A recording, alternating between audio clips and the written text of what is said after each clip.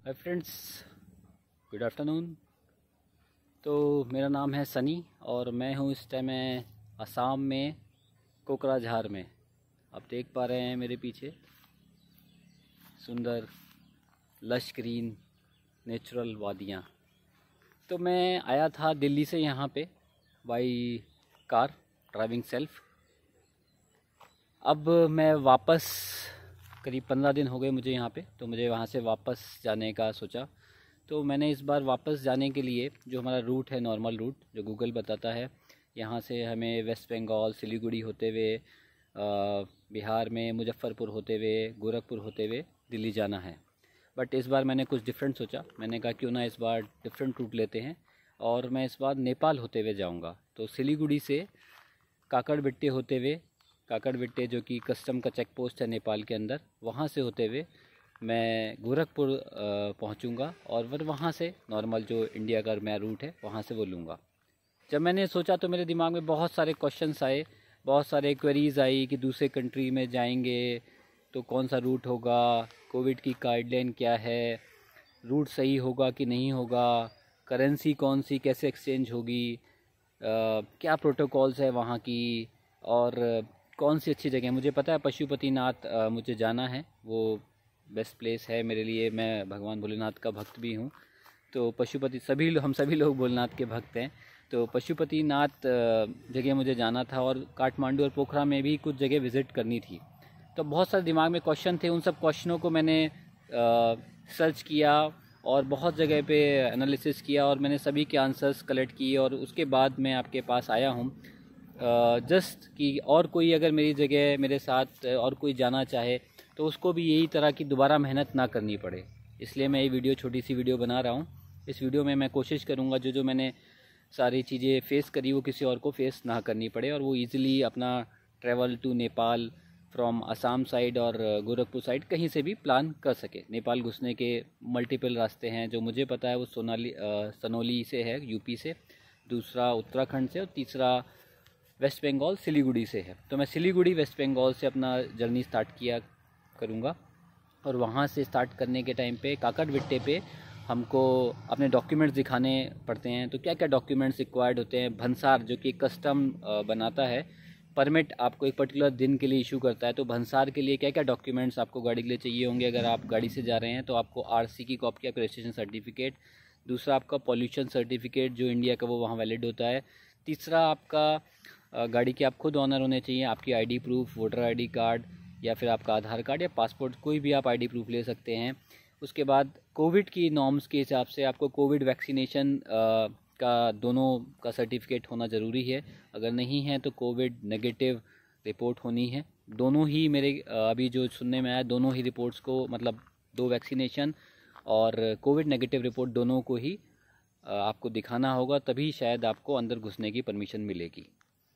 उसके बाद फिर आपकी बात आती है करेंसी के बारे में। तो मुझे पता चला है कि वहाँ पे नेपालीज़ अभी करंट में 100 रुपीज़ के नोट को इजीली एक्सेप्ट कर लेते हैं। 500, 200 और 2000 के नोट को एक्सेप्ट नहीं करते, क्योंकि जब बीच में ये नोटबंदी हुई उसके बाद से उन लोगों को काफ़ी नुकसान हुआ। इस वजह से वो 100 के नोट ही एक्सेप्ट करते हैं इंडियन करेंसी के। और आप एंट्री गेट पे ही आपको करेंसी एक्सचेंज करा सकते हैं। करेंसी एक्सचेंज में 1.6 एक इंडियन 1 रुपी, इंडियन अगर आप 10,000 रुपीज़ पे करेंगे तो आपको 16,000 रुपये नेपाली करेंसी में मिलेंगे। तो फ्रेंड्स, ये था करेंसी के बारे में, रूट के बारे में। अब मेरे दिमाग में एक क्वेश्चन भी आ रहा था कि जब मैं काकड़बिट्टे से वंसार बना के अंदर जाऊंगा नेपाल के अंदर, तो क्या मैं सनौली से यानी गोरखपुर यूपी साइड से दूसरे बॉर्डर से एग्ज़िट कर पाऊंगा कि नहीं। तो हाँ, ये मैं कर पाया, एग्ज़िट कर सकते हैं। एग्ज़िट कोई इसमें दिक्कत नहीं है, किसी भी बॉर्डर से आप एंटर होकर किसी भी जगह एग्ज़िट कर सकते हैं, इसमें कोई दिक्कत नहीं है। पेट्रोल का बात करी जाए तो वहाँ पे पेट्रोल की कॉस्ट इंडियन करेंसी के हिसाब से करीब 10 रुपये या 15 रुपये कम है। 86 पेट्रोल प्राइस है, मतलब इंडियन करेंसी में, और नेपाल करेंसी में 116 के आसपास आपको पे करने होते हैं। दूसरी सबसे इम्पॉर्टेंट बात, मैं आपको एक बात बताना चाहूँगा कि गाड़ी का इंश्योरेंस जो आप कराते हैं, उसमें अगर आप किसी दूसरी जगह से दूसरी कंट्री में जा रहे हैं तो इंश्योरेंस वैलिड नहीं होता है। इसमें आप ज्योग्राफिकल एक्सटेंशन करा सकते हैं, जो मैंने भी कराया है। कुछ 300-400 अकॉर्डिंग टू योर गाड़ी एंड प्राइस। आप अपने इंश्योरेंस कंपनी बैंक को फ़ोन करिए और वहाँ पे आप इस इंश्योरेंस को एक्सटेंड करा सकते हैं, मतलब जियोग्राफिकल एक्सटेंशन करा सकते हैं, और ये एक्सटेंशन पूरे साल के लिए वैलिड होता है। ये संभव है, मैंने किया है। इससे आप अपनी यात्रा को टेंशन फ्री बना सकते हैं मेरे हिसाब से। So that is a wonderful information which I came to know कि ये बीच में भी हो सकता है। ऐसा नहीं है कि जब आपने इंश्योरेंस लिया है तभी हो। आप 6 महीने हो चुके हैं, 7 महीने हो चुके हैं, मेरा 11वां महीना चल रहा था इंश्योरेंस का, तब भी मैंने इसको एक्सटेंशन करा लिया। करीब 350 रुपये मुझे देना पड़ा अपनी एक्सल 6 के लिए। सो ये पॉसिबल है। और बात की जाए कुछ जो हमें वहाँ पे नहीं करना है, कुछ हाईवेज़ हैं, जैसे अगर आप मैंने जो इस हाईवे के मुझे ट्रैवल करना है जापा हाईवे से इंडियन नेशनल हाईवे जिसे कहते हैं ईस्ट वेस्ट कॉरिडोर, तो वहाँ पे स्पीडोमीटर्स तो नहीं हैं, पर वो वहाँ पे आपका डिस्टेंस टाइम से कैलकुलेट करते हैं। कुछ जगह पे वो आपका टाइम नोट कर लेंगे, किस टाइम पे वो गाड़ी एंटर हुई, और दूसरे पॉइंट पे भी वो आपका टाइम देखेंगे और उससे आपकी कैलकुलेशन करेंगे। अगर आपने स्पीडिंग करी गाड़ी की तो आपको भारी जुर्माना भरना पड़ सकता है। तो अपनी गाड़ी को जो हाईवे के नियम है उसके हिसाब से चलाएं, जिससे कि आपको असुविधा का सामना ना करना पड़े। That is important point don'ts के अंदर। और सबसे इम्पॉर्टेंट बात मैंने एक और जानी है कि वहाँ पे थोड़ा सा कई बार ट्रक्स जो होते हैं वो बाहर से होते हैं, तो ओवरटेक करते हैं हेयर पिन बेंड पे भी। और कई बार हम नॉर्मली हेयर पिन बेंड पे अवॉइड कर देते हैं हॉर्न बजाना। हॉर्न ज़रूर बजाएं।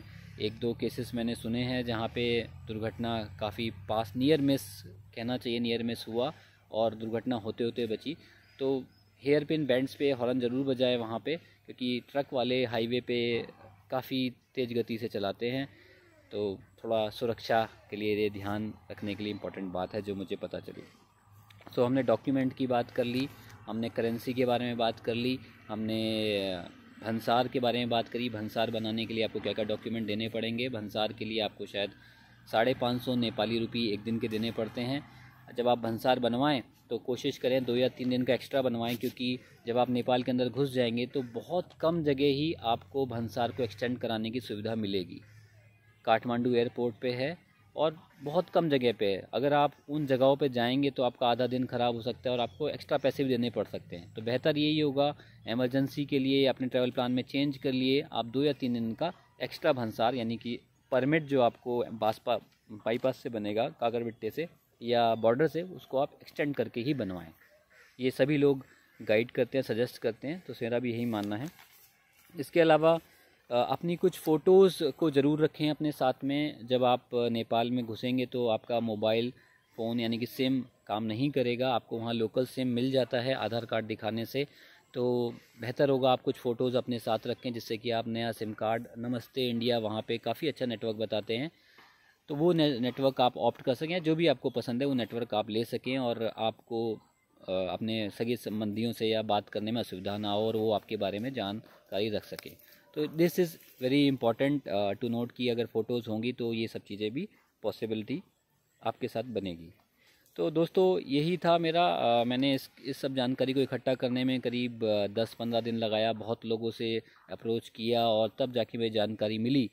तो मैंने सोचा क्यों ना इस जानकारी को आप सभी लोगों के साथ शेयर किया जाए और डिस्ट्रीब्यूट किया जाए, जिससे कि मेरी तरह किसी और कोई दिक्कत का सामना ना पड़े। तो मिलते हैं दोस्तों दूसरे ब्लॉग के अंदर, दूसरे वीडियो के अंदर, जब मैं आपको और डिटेल में शेयर करूंगा कि आसाम से नेपाल कैसे हम लोग गए और क्या क्या जगह अच्छी हैं, क्या क्या ग्राउंड पे रियलिटीज़ हैं। अभी करंट में वैक्सीन, कोविड वैक्सीनेशन दोनों चाहिए और नेगेटिव रिपोर्ट दोनों चाहिए या एक से भी काम हो जाएगा। इन सभी चीज़ों को मैं आपको और डिटेल में अगली वीडियोस में शेयर करूंगा। मुझे सुनने के लिए बहुत बहुत धन्यवाद। Thank you. अगर आपको ये वीडियो अच्छी लगे तो शेयर, सब्सक्राइब ज़रूर करें। बहुत बहुत धन्यवाद। Thank you so much.